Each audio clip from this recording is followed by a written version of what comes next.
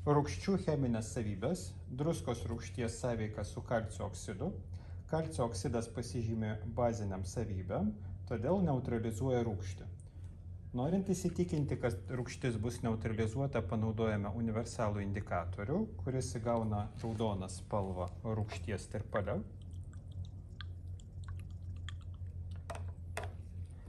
Ir įbersime kalcio oksido.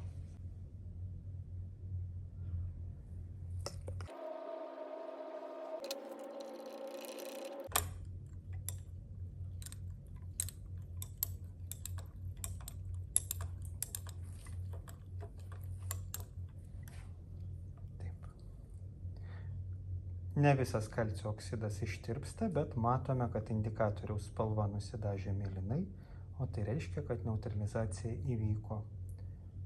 Kalcio oksidas neutralizavo druskos rūgšties tirpalą.